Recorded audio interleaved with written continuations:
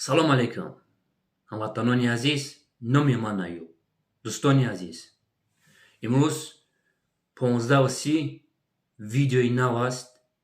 именно برای کانال Islo TV запрещено در Российской Федерации и در جمهوری تاجیکستان.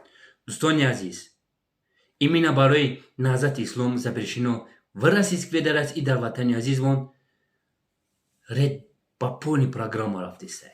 برای که نهضت اسلام یک ایگیل запрещено در Российской Федерации. ما просто так ИГИЛ گفته نمیتونیم.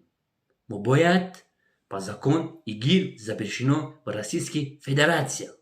И نهضت اسلام امروز именно Islo TV ما просто так گفته نمیتونیم.